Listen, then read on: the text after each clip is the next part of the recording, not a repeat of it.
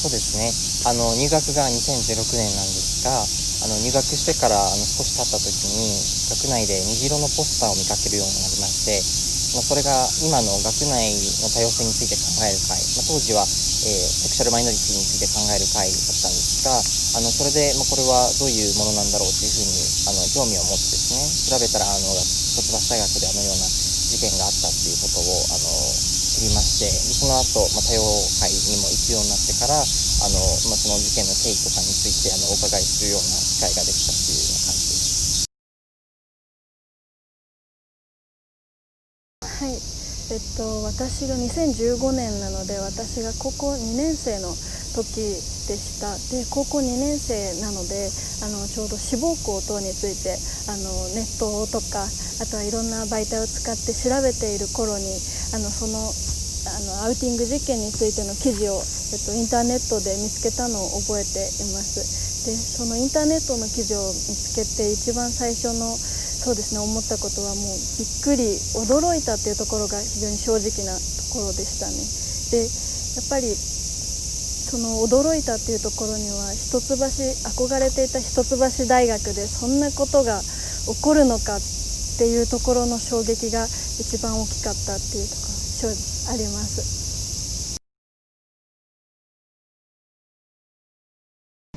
はい、僕がアウティング事件そのものを知ったのは、2015年の事件なので、僕は学部2年生の時ですかね。違う大学の学部にいたんですけれども、生まれも僕は国立なので、そこでこういう凄惨な事件があったんだなというのは初めて知りました。それが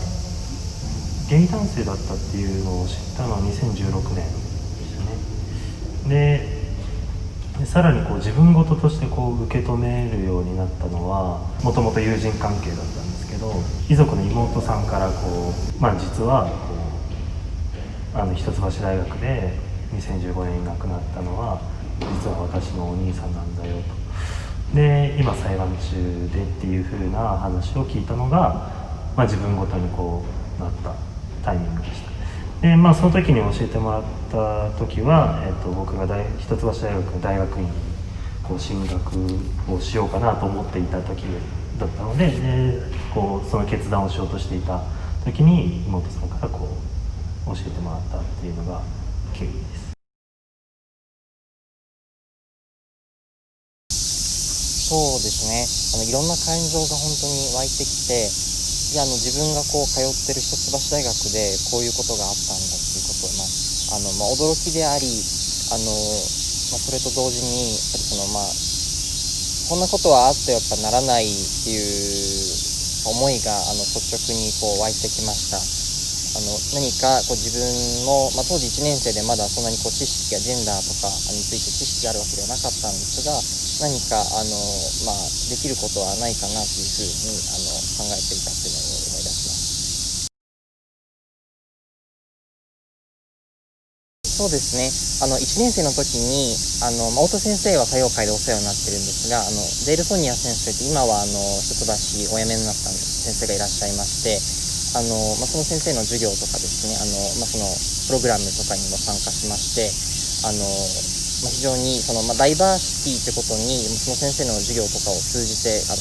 興味を持つようになりまして、2年生ぐらいからですかね、さまざまな活動をがむしゃらにしていたっていうふうなことを思い出します。例えばそうですね、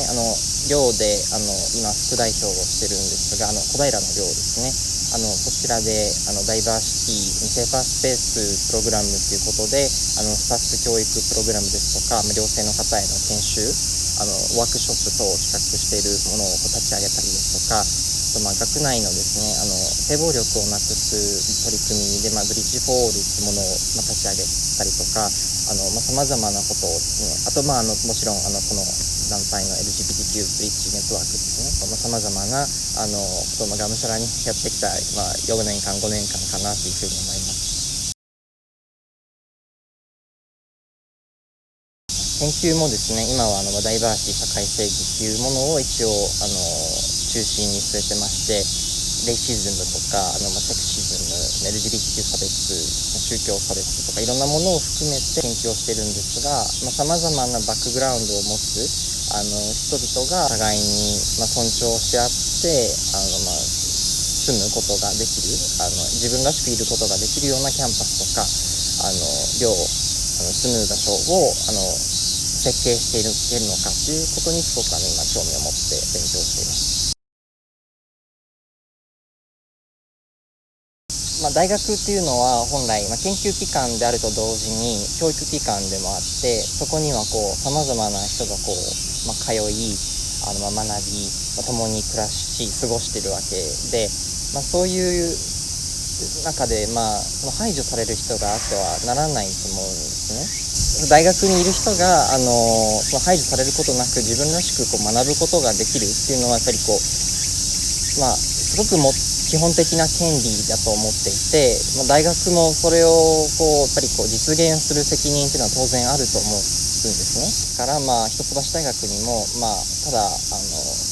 箱を提供するだけではなくて、ちゃんと生徒が学んで安心して通うことができる、教職員も含めてですね、ような環境を整備していただけたいなというふうに思います。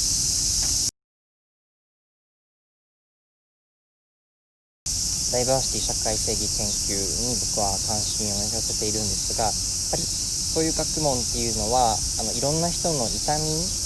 のもとに積み上げられてきた学問だと思うんですね。いろんな差別の歴史とかジェノサイドとか排除の歴史がある中で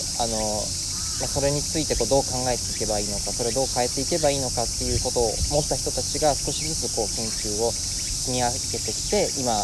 のこの研究の体系があるっていうふうに思いまして、それを僕は引き継ぐ、その微力ながら引き継ぐっていうことにすごく責任が伴う、どういう歴史があったのかとか、どういう人々の思いがあったのかってやっぱり受け止める必要があると思っていて、一橋大学でこういうようなことにあってはならないような出来事があったっていうことは胸に詰めてこれから研究を進めていくことになるんじゃないかなというふうに思います。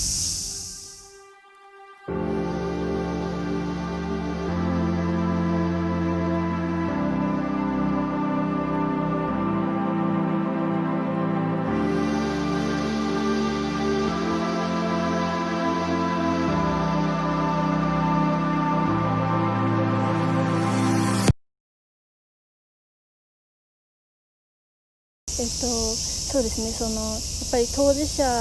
学生というか、高校生ながらにその事件を知って思ったことは、いやこれは絶対人に言えないなというか、私もこうなるんじゃないかっていうところは正直ありましたね。なので絶対に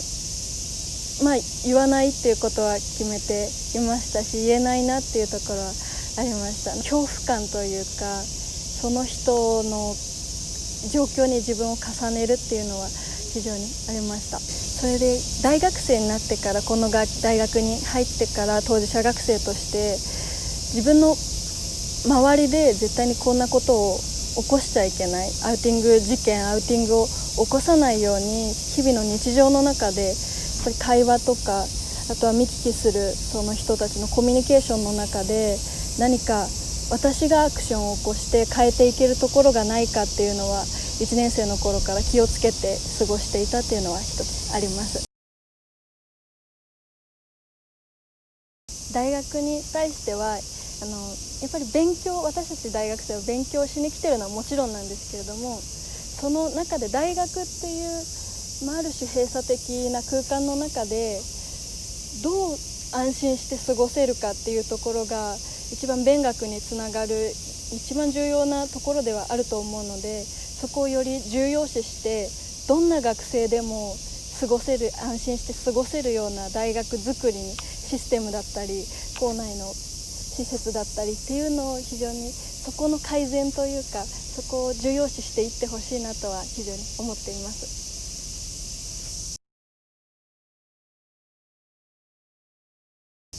今後の活動としては、コロナが、影響がなくなったらもう漠然としているんですが、一橋の校内中にプライドの虹の旗はもう虹色のカラーをいっぱいにして、もう一橋大学でいろんなマイノリティでもマジョリティでもいろんな人たちがセーフティーに過ごせる場所があるんだっていうことをまずはもう全学生に知ってもらいたいっていうのが一番です。でコロナの状況下でじゃあその中でもできることはないかといろいろメンバーで相談して、まずはそのセーフティースペースを作っていくっていうところをできたらなとは思っています。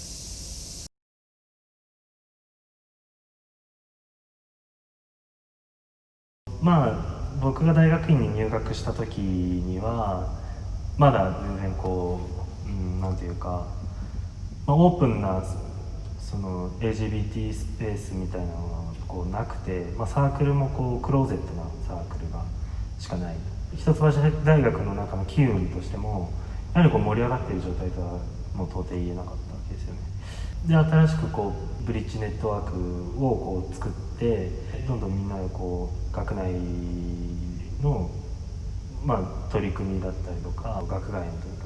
り組み NPO や自治体のそのサービスっていうのを調査したりとか、その中でどういった大学っていうのが望ましいのか、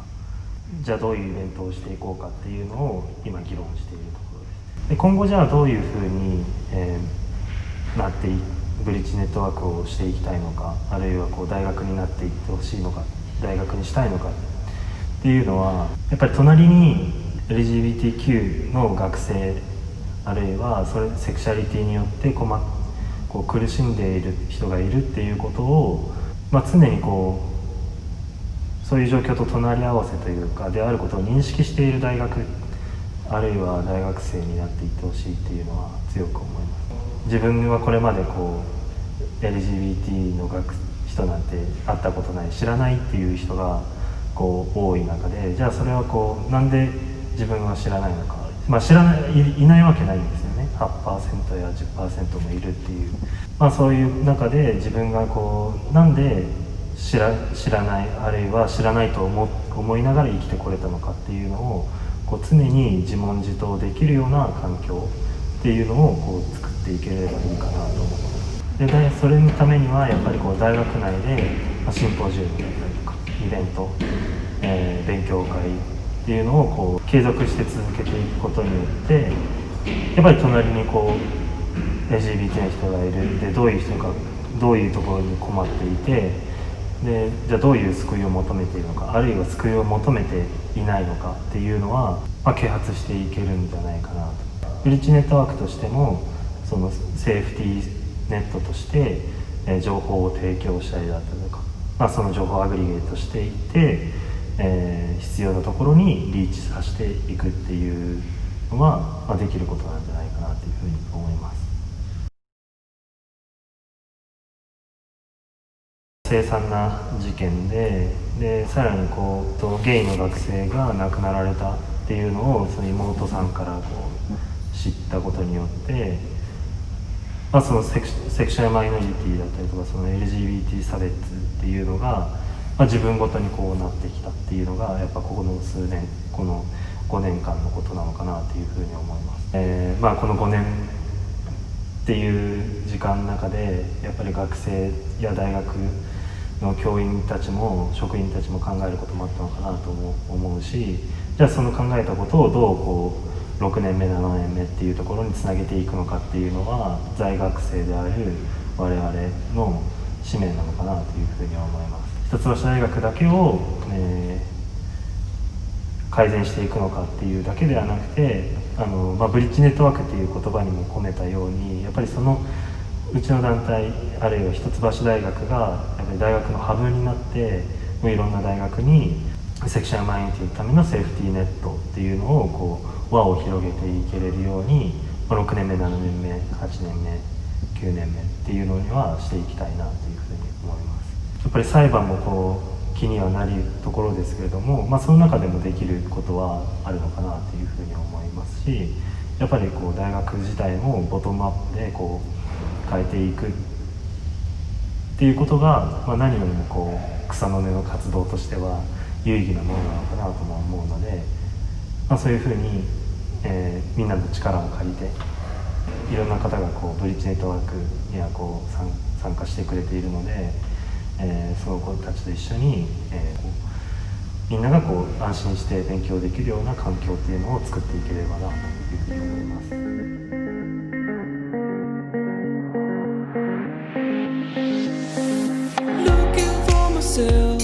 I'm staring at my shadow.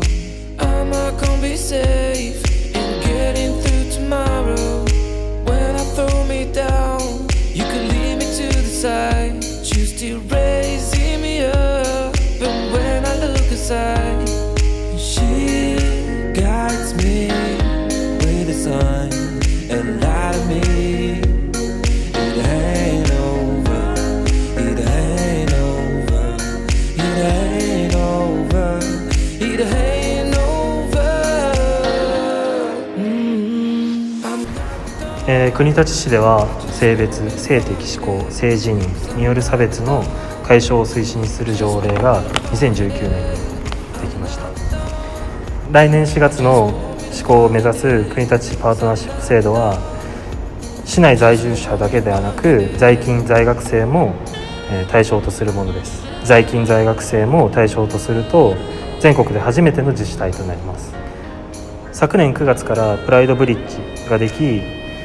大学でセクシュアリティに特化した寄付講義やプライドフォーラムリソースセンターというジェンダーセクシュアリティのセンターもでき、シーグラスと共同で活動をしています。そういった流れの中で学内の LGBTQ に関する機運は高まっているというふうに言えます。本日は8月24日から LGBTQ+ ブリッジネットワークのホームページ上で皆さんからの一橋アウティング事件に対する追悼メッセージを